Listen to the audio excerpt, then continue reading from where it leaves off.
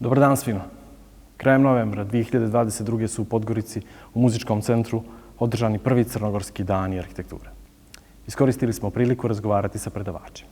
Arhitektura u vremenu interneta biva pogrešno protumačena kao slika, kao razglednica, lišena svojih ostalih karakteristika, procesa i konteksta. Želimo približiti vas arhitekturi, a prostor koji vas okružuje približiti vama, kako bi ga zajedno sa više pažnje promatrali i učinili što boljim mjestom za život. Dobrodošli.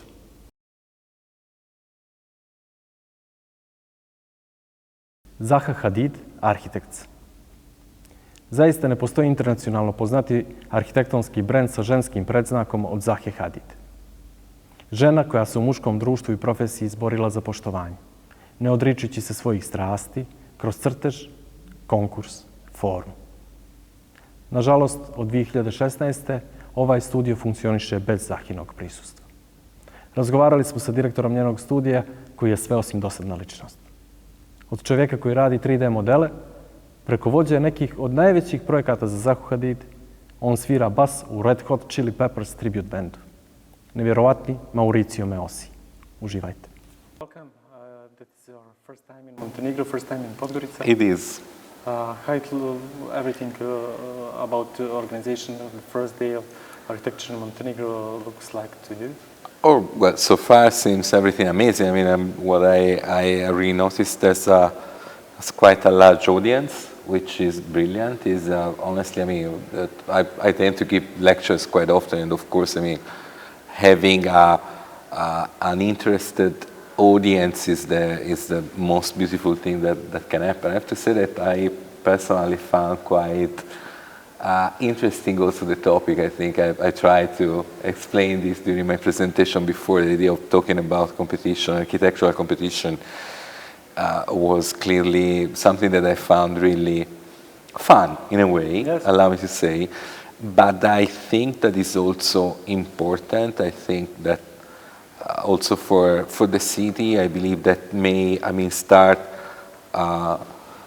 interesting the audience about the idea of architecture at different level. I mean, the presentation today, I think also the way that you have organized the different contribution was interesting because there were, name of big firm like us, but also small practices that have shown really super interesting projects. So I think it's important to start motivating the architects first of all, but also raising curiosity within the community to understand that, sometimes spending money for architecture is not spending, but is investing into something that can last for a long time and improve the everyday life, which is what, as architects, we are aiming to, right?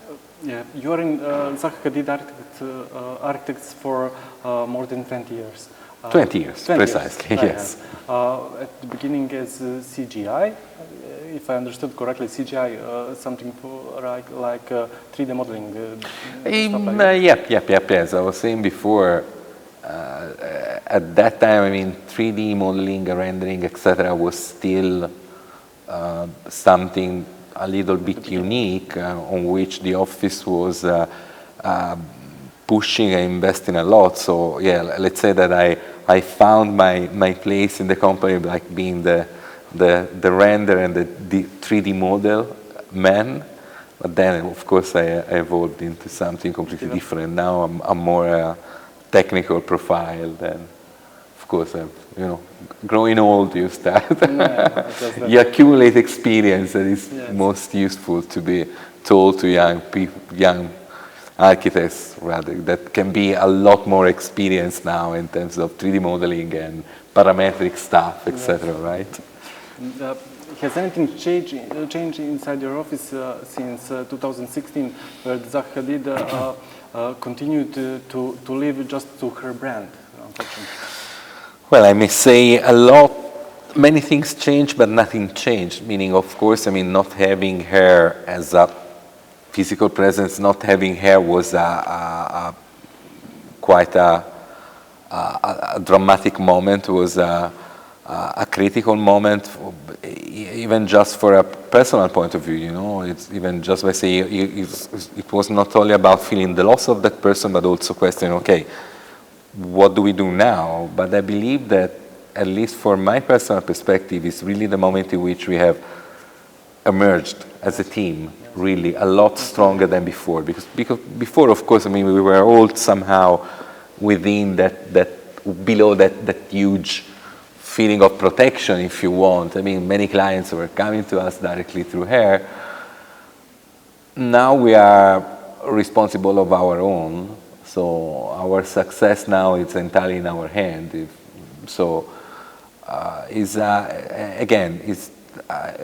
I truly believe in the definition that I showed before in my presentation. So we are a global team. So we are a team, first of all, that has a shared vision. That is clearly what Zaha left us. Yes. Zaha was well known for her connection with Suprematism and Kazimir Malević, and that is something that was primarily a source of her inspiration.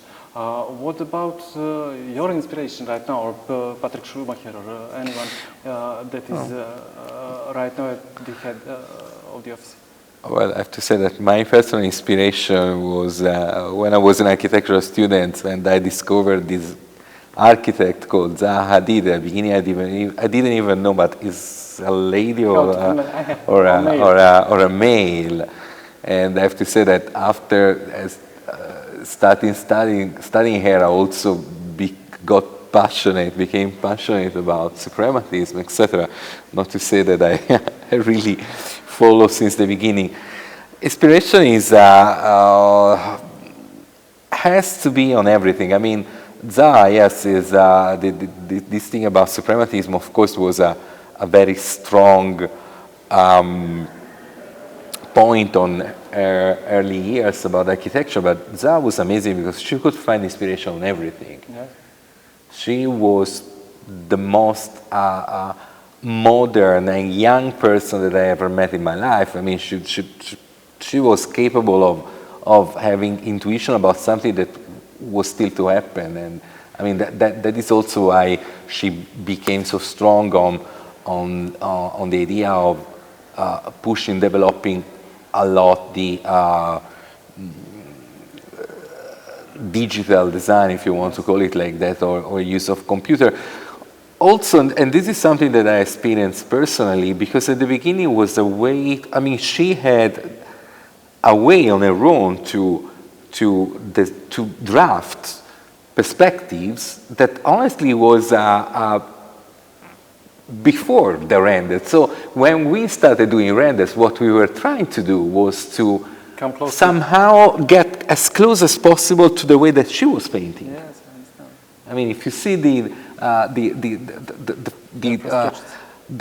first project where you see renders done by us published, we were really trying to use that color palette, transparency, because she always had these sort of colors merging one into the other, this seamless sort of painting. And this is, while doing the renders, we were used like super stressed wide angles with perspective, because she was painting like that. That is cool. And then, of course, we are evolved in a different way. Patrick has this huge contribution. He's really passionate about mathematics and parametrics, but let's not forget that Zaha had a degree in math, so she was a mathematician as well. So, I believe we are really carrying on and growing up our own culture that is part of nowadays contemporary culture, right? You are working globally, worldwide. And I would like to know something about that process, because that's something that I think was Professor Vasperovic calling like temporary local. That's interesting. Interesting definition for me, because you need to take a look in something that is not your town, your country, maybe not even your continent. And do you take this as an advantage, or it could be an issue?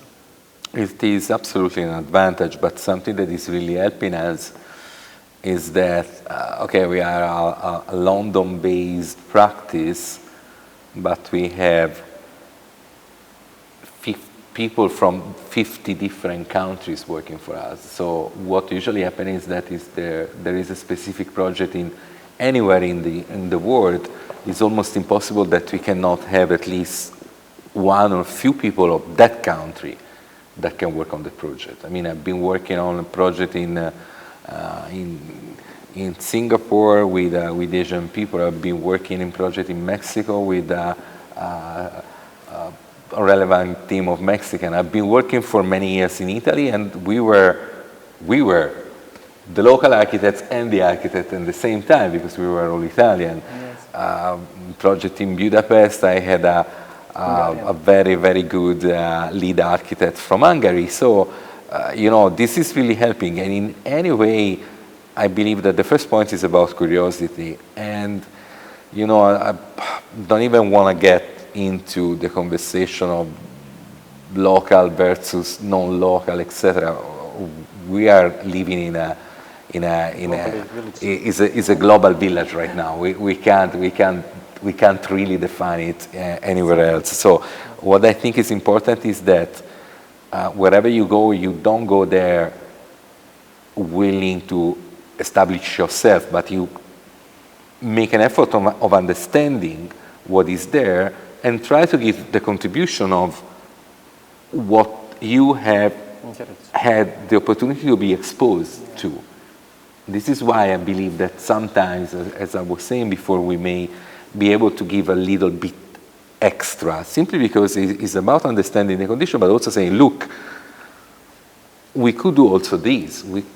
It is a little bit easier maybe for us to think outside of the box, simply because we have experience on different parts of the world, different way of solving similar problems, and we are in a way used to that. I had the opportunity to visit one of your projects. A few years ago, I was in Rome at the Maxim Museum that you are really familiar with, and you were involved in the whole process about it. And I have to admit something. Usually, the work of Zaha Hadid is perceived as something that is visually, that is formally and stuff like that. But there, I understand something else. It is a really, really precious public space. I would like just to give me your point of view. What is the biggest impact of Zaha Hadid architecture for some city? In which way? What do you think? What is something that is make really a difference for that city by your object, by your building? Do you understand me? What I want to say? I think that's not something that is for Instagram, for stuff like that. It is something that has to bring something that is really good in spacious way.